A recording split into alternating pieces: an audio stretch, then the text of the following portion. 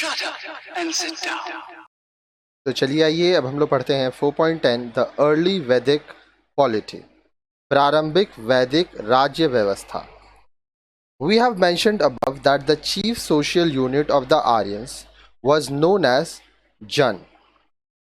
अब हमारे आगे के वीडियोस में हम आपको ये पहले ही बता चुके हैं कि जो आर्य लोग थे उनका प्रमुख सामाजिक इकाई जो था वो था जन। The chief of this unit was the political leader called राजन। अब यह जो इकाई था इसके जो प्रमुख राजनीतिक नेता होते थे जिसे राजन कहते थे। The main function of the chief was to protect the jan and cattle from the enemies। अब देखिए इस प्रमुख का मुखिया जो होता था उनका काम क्या था? उनका काम था जनता और पशुधन को शत्रुओं से बचाना। तो जो राजन होते थे वो अपने जनता को, पशुओं को शत्रुओं से बचाते थे। He was helped in his task by the tribal assemblies called सभा, समिति, विदिता, गण एंड पारिषद। अब यह काम करने के लिए अपने इस काम में उसकी सहायता करती थी जनजातीय संस्थाएं जिनमें सभा होता था, समिति, विधाता, गण और परिषद। तो ये उनका मदद करते थे। आगे देखिए, आगे बोल रहा है आउट ऑफ दीज सभाज एंड समिति were the most important assemblies. अब इनमें से सभा और जो समिति था वह सबसे महत्वपूर्ण संगठन थे। ठीक है, आगे बोल रहा है all aspects of life were discussed in these assemblies.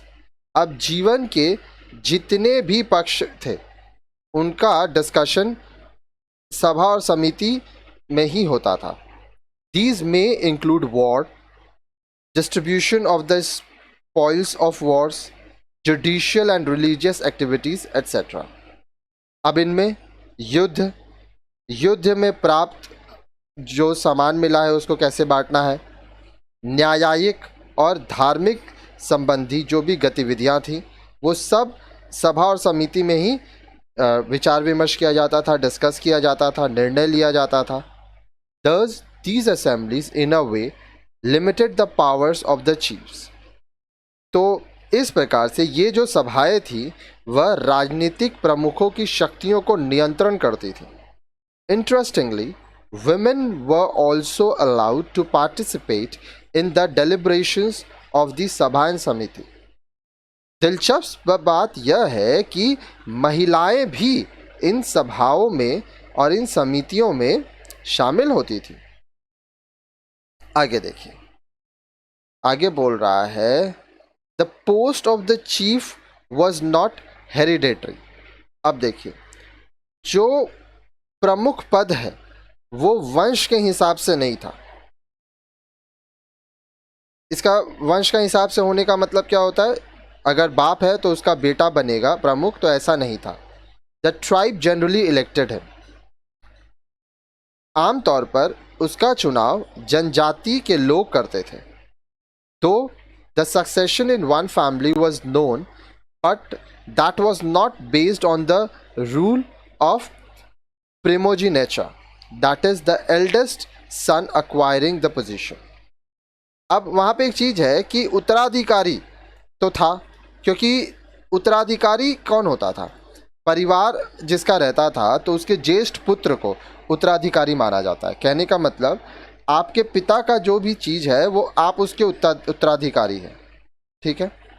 The Purohit assisted and advise the chief on various method.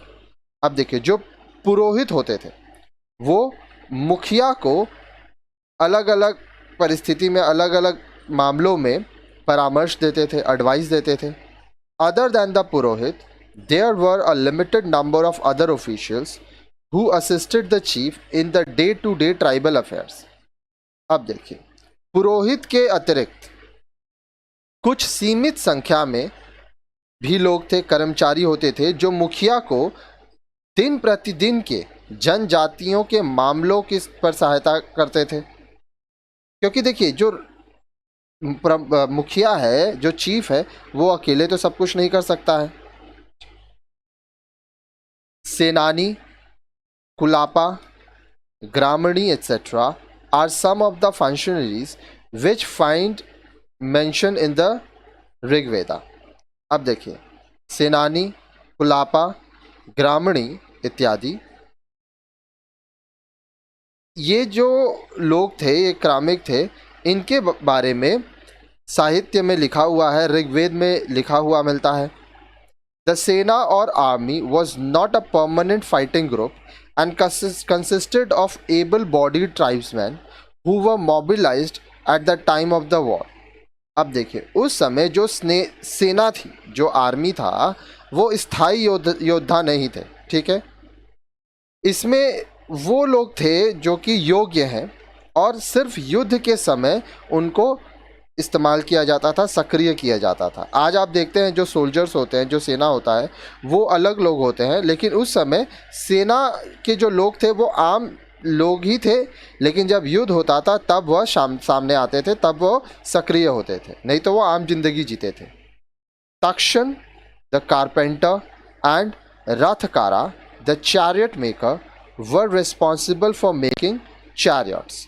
अब देखिए, तक्षण यानी बढ़ई और रथकार जो रथ बनाते थे, वह सरकारी जिम्मेदारी निभाते थे रथ बनाने का। There is no officially mentioned as collector of taxes. अब देखिए, ये कहीं भी नहीं लिखा हुआ है कि टैक्स कैसे लेते थे वो लोग। The people offered to the chief what is called bali. अब लोग जो भेंट मुखिया को देते थे उसे बलि कहते थे। It was just a voluntary contribution made by the ordinary tribesmen on special occasion। यह आम जनजातीय लोगों द्वारा विशिष्ट अवसरों पर दिए जाने वाला अपने इच्छा से योगदान था। All this shows that the early Vedic polity was an uncomplicated system based on the support and active participation of all tribesmen। This situation, however, changed during the later Vedic phase। अब इससे यह समझ आता है कि जो प्रारंभिक वैदिक कालीन राज्य व्यवस्था है वो कॉम्प्लेक्स नहीं था, जटिल नहीं था, ठीक है, कॉम्प्लिकेटेड नहीं था। सभी लोग सहायता करते थे और अपनी अपनी भागीदारी देते थे। परंतु लेटर वैदिक फेज में, उत्तर वैदिक काल में परिस्थिति में बदलाव आया। अब इसके बारे में हम लोग आगे के वीडियोज़ में पढ़ेंगे।